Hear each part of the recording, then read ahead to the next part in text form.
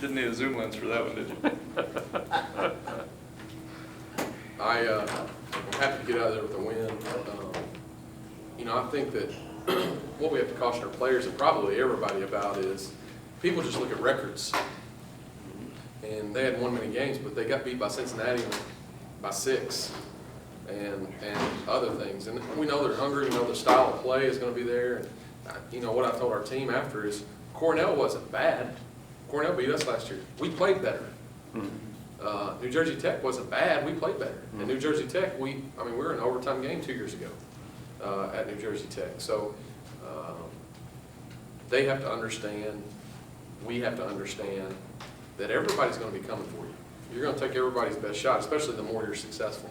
And today was no difference against the clearly dangerous ball club.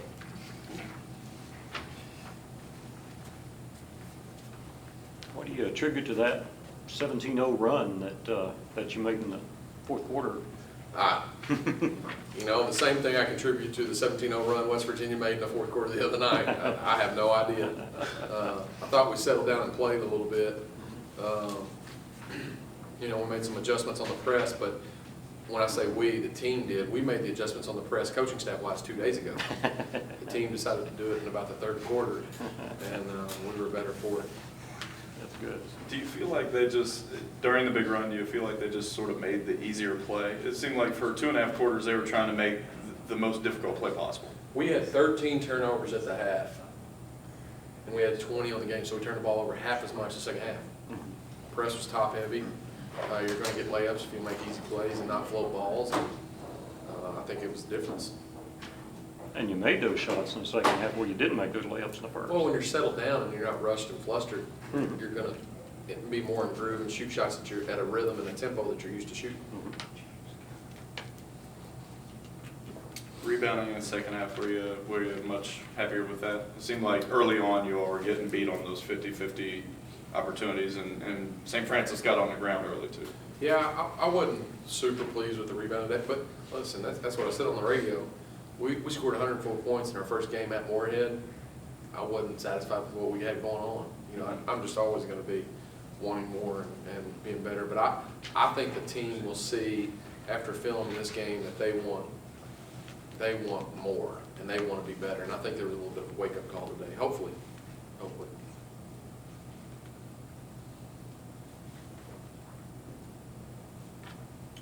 Anything else?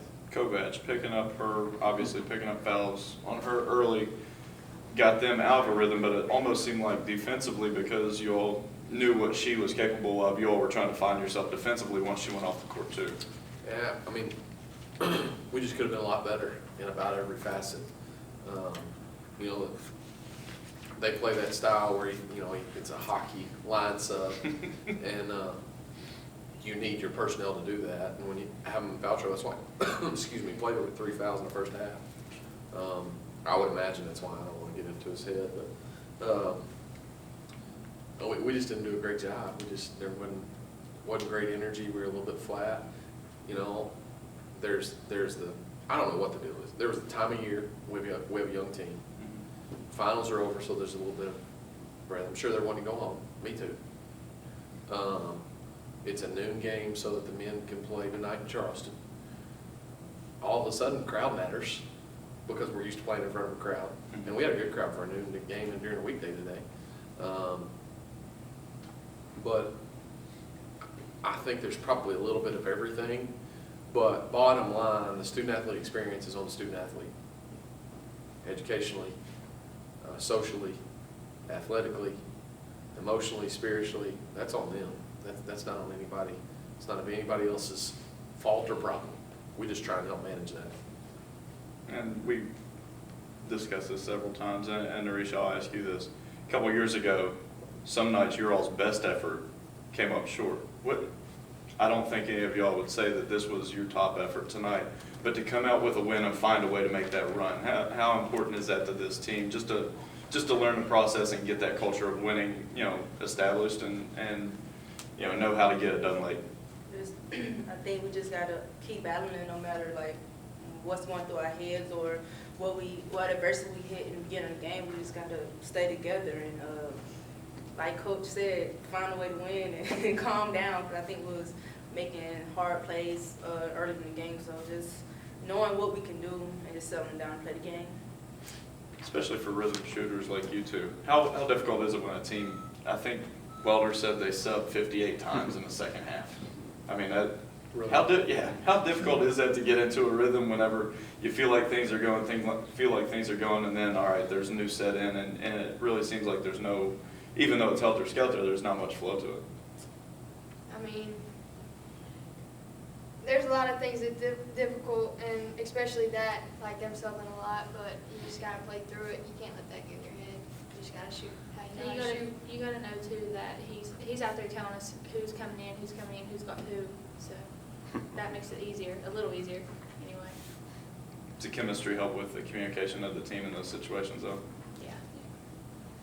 It'll be a little bit tough, though, if you're playing man and you've got 23 and all of a sudden 23's out and 17's in, you know.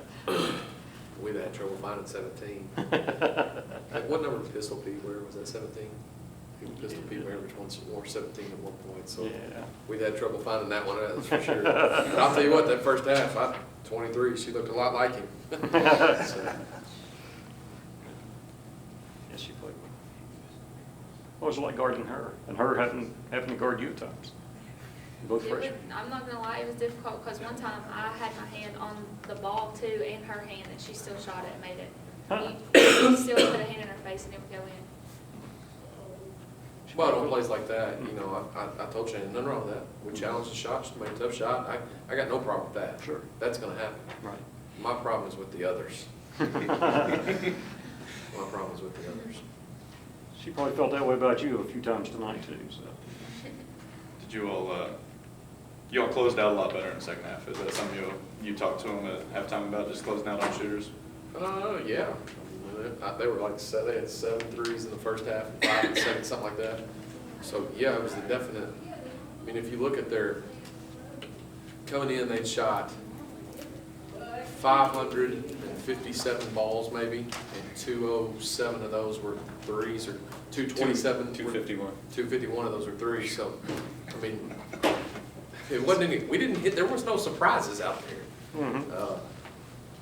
But I was concerned about our effort coming into today, and I'm equally concerned after. I'm just glad to learn it after a win and not a loss.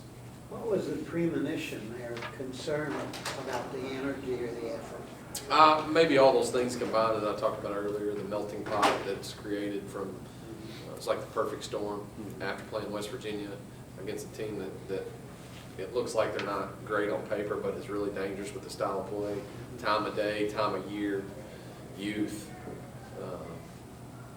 whatever it may be. That whole package? Yeah.